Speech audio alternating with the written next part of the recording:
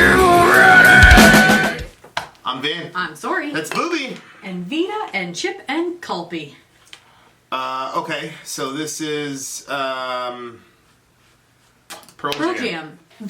People have been requesting this a lot. Have you seen this requested a lot, or is it just me? Just you. No, I saw this one requested a lot. Last Kiss. Everybody's like, you need to do Last Kiss. Well, oh boy. People were saying, I'm pretty sure this is the one where people were saying, Sori will like this because I like his story. Sure. It's a story. One of those story songs? I'm not sure. I think so. But people said that a couple of times, so I might be getting it mixed up. Baby brain. Alright. Well, I've never ran into a Pearl Jam song that I have not liked. Right. This is a live version. We shall see. Who sent this to you? No, I'm pretty sure I just got it. When I saw the request for Last Kiss. Okay. And I think that this live version had a lot of views or something like that. We usually go with live with them, don't we? Yeah. Yeah. Watch all. Okay. Watch all. No. Jeremy wasn't live. We did Jeremy. No, that's right. But the other one was. The black one was, everybody was saying we had to watch the unplugged version, which is by definition live. Right. So, yeah. Kind of. All right, let's do it. Ready? Last Kiss, Pearl Jam, go. Go. Where can my baby be? Belongs to her away from me. She's gone to heaven, so I got to be good. Though I can see my baby when I leave this world. That's the good cover. Oh, we were out on a date in my daddy's car. We hadn't driven very far. There in the road, stayed up there. A car stole me and it was dead. No, I couldn't stop, so I swerved to the right. I'll never forget the sound at night of the screaming tide, the busting glass, the painful scream that I heard last. Oh, where can my baby be? The Lord took her away from me. She's gone to heaven, so I got to be good, so I can see my baby when I leave this world. Oh, when I woke up, the rain was pouring down. There were people standing all around. Something wrong going through my mind.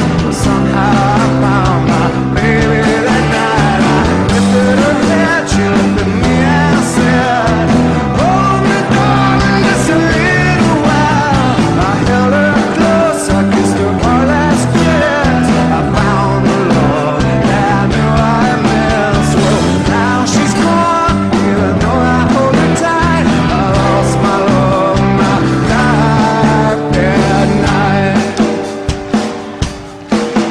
Oh, where can my baby be? The Lord took her away from me. She's gone to heaven, so I got to be good, so I can see my baby when I leave this world.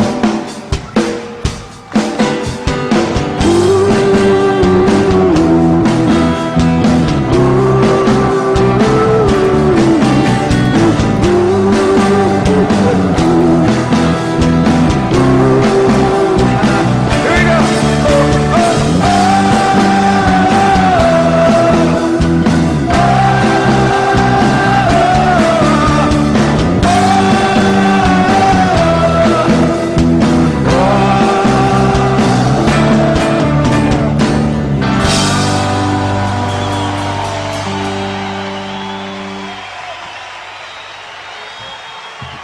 La primera vez que uno de mis mejores amigos murió fue el año pasado.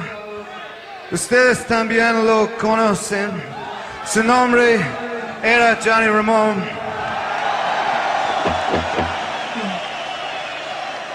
Lo extraño todos los días y hoy le dedicamos esta canción. Wow, I don't know what he was saying at the end there, but... Something about Johnny Ramone? Yeah. Dedicated to Johnny Ramone? I don't know. Sounded deep. Have Have you before? This must be some, like one of them 50s, you know, put the quarter in the Jukebox song? Yeah. It's gotta be. So you have heard it, or you haven't? I've heard the but all those songs sound the same to me. Oh. I totally heard this one before. This one was again. Must have been a cover. This has got to be a cover from some 1950s song or something. I don't know. I just remember I said I worked at that, What a depressing song. Good Lord. I know.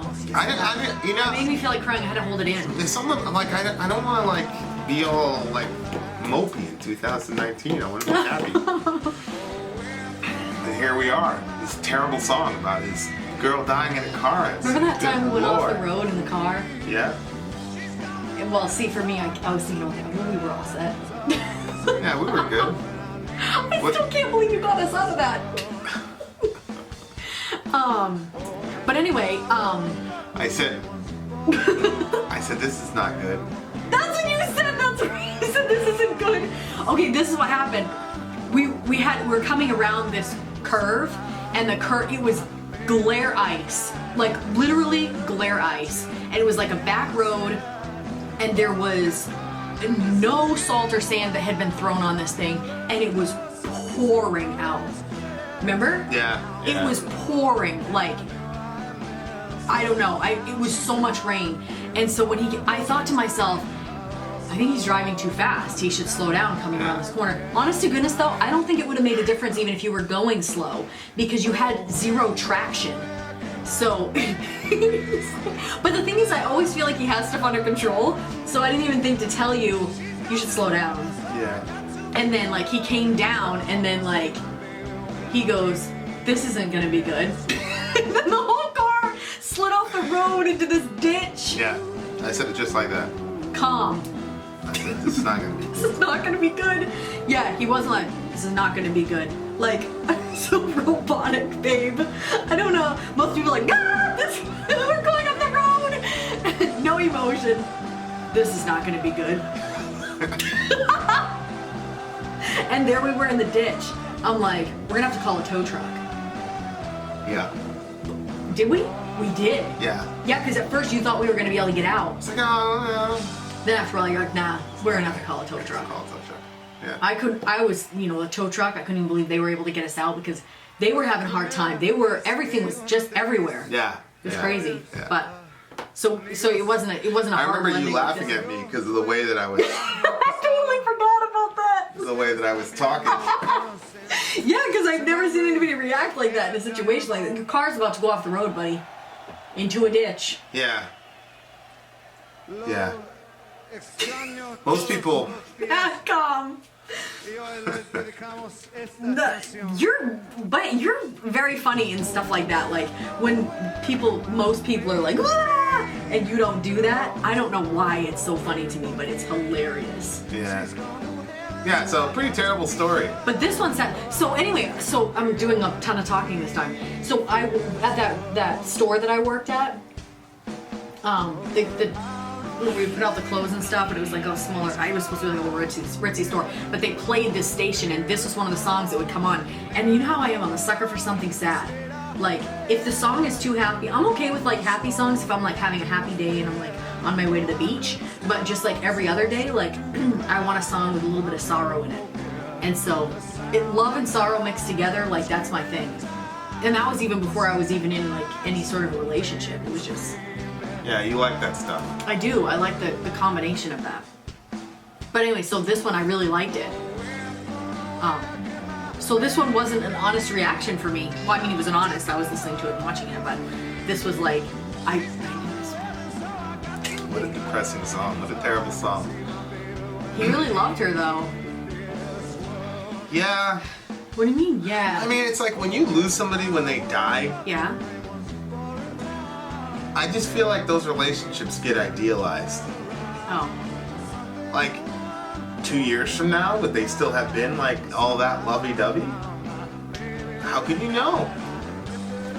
Because when somebody dies suddenly, you get a snapshot of that person. Like, how do we really know like how much you really loved her? I don't know. Maybe I'm being cynical. I mean. But anytime, I don't know. I mean, I've we just go seen- through our like ups and downs. I've just and seen stuff, so but many even- young people. I've seen so many young people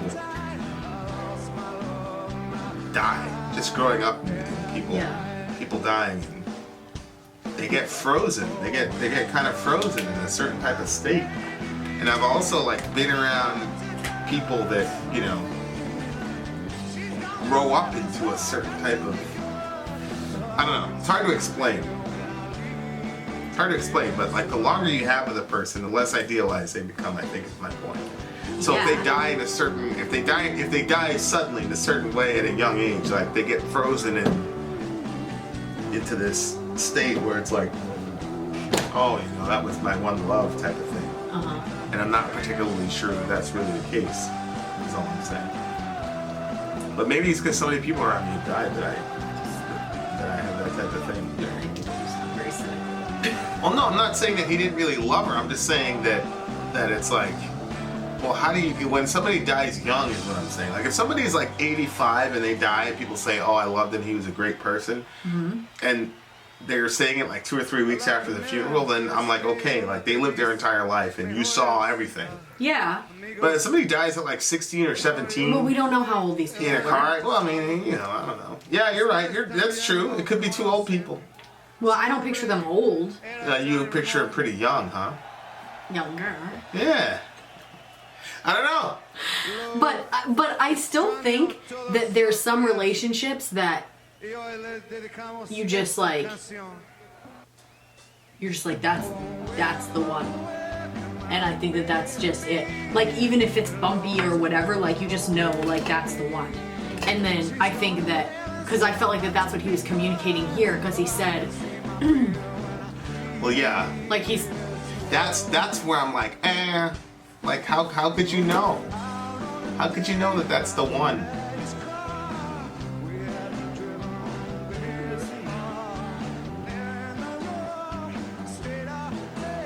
go it's right in here somewhere. I lost my love, my life that night. Yeah. I think that, well, I guess it depends on how old you are, I guess, or how long you've been around. I'm not sure because, like, you're right. Like, love at 16 is not the same as love at 20, and love at 20 is not like love at 30. Yeah. So what you think, I see what you're saying, but do you have to take all the romance on it? Well, I don't see a lot of romance in this song. She died in a car accident. But he loved her. Should have been more prepared. And he wanted to find her, and he did find her. Like, he's bleeding from his head, but he finds her. Yeah. And they were able to... Maybe I'm just not a fan of the song because I wanted to start out 2019 in a good mood. So the idea of losing you in some car accident, maybe I'm just like, I've had enough horrible tragedies in my life for that to be an eventuality. But our lives are constructed such that we're around each other all the time. So if something would happen to you, we'd be in the car together, I guess. It's so funny because we were driving tonight, and usually he's like the driver, but I was like, I'm kind of in the mood to drive. And so I got in the driver's seat. He's like, don't kill us, though. Don't kill us. Yeah. But of course, and obviously we, this last season, almost kids died a couple of years ago. Not a couple of years, but a decade.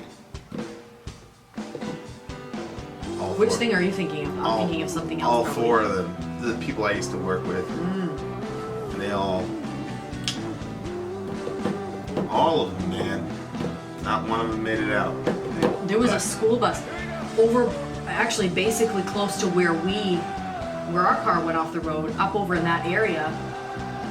There was a school bus. They had school, and the school bus went off the road. Some kids died in that too. It's interesting. She's gone to heaven, so I gotta be good. I know. He doesn't understand. That's not what it's about. But a lot of people think that. A lot of people think you get to heaven because you're good. Right. It's not. Jesus didn't die for good people. Mm-hmm. Jesus died for sinners. So your being good is not going to get you there. But I understand the sentiment that, you know, that's what you would immediately assume. You have to be good. There's a lot of theology in this song, though. He said the Lord took her. And if you think about it, it's just that we were talking about this with Ian in our one-on-one with Ian when we were chatting with him, and we were talking about how, you know, there's all these secondary and tertiary contingencies that create the present reality that you're in. And so you can look at it like, oh, it's a bunch of coincidences. Or you can look at it like, you know, it's all part of a divine plan. Yeah. And so in this situation, he's saying the Lord took her. That's heavy. Yeah, and a lot of times, like when people say that, it's very negative. God took her. Right. You know, but it doesn't even sound like that. Like, it sounds like He's just saying the Lord took her, and I got to make sure that I'm in a situation where I can meet her again, pretty much. Which I agree with half that theology. You're never going to be good enough to make it to heaven. That's why Jesus had to die for your sins, Bob. Right. Including the sin of thinking you're good enough to get to heaven. Right. Yeah. The only thing about this song, though, is that I said, oh, this must have been written in the 50s. And aside from all the racist shit that was happening at the time, it just people seem to be a lot more childlike in their understanding of reality. Things are just very different. You know, like sometimes you'll watch old school movies and they'll say the good Lord this, the good Lord that, and they just assume God and they It just very, you know, the Lord took her, but I gotta be good so I can go meet her in the sweet by and by or whatever. And it's like just a very very simple when it comes to, you know, existential realities like this. Like, you know, it's raining and, you know, the brakes went or whatever, and this girl dies, but he just has a very simplistic view of stuff. And for a person with my type of mind, where you get tormented with all these little details about things, which is actually good, because then it makes you a more well-rounded person, because then you end up reading all different things from all these different perspectives. Yeah. So I see that my mind is a gift and a curse, but at the same time, it's kind of like, this is also, like, it was a gift to be able to have this type of mindset and be in a society of people that was just very, very simplistic. You know? Yeah, for sure. I mean, shoot, our house isn't even like that. The kids are not even this simplistic with anything. God, life, death, none of that stuff. They're very, very, very much modern children of their time. Nothing is simple. Everything has a nuanced sort of, you know, well, what about this? You know, or this is just kind of like, you know, it's just very straightforward. And when Johan comes up to me, he's like, I have a question. Yeah, forget it. God. Forget it. It's a wrap. They're like such well thought out questions. I know. Yeah, especially Johan. And then I try to give him an answer. Yeah, you can tell he's dissatisfied, but he's very polite about it. He is. Yeah, he's very polite about telling you that your answer means nothing. I always end up saying, but anyway, that's basically what I would say. You can have the conversation later with your dad if you'd like. I'm like, well, you remember that time that he took on that, this is a complete stranger. yeah. And he took, what was it, abortion, right? And he went after that guy.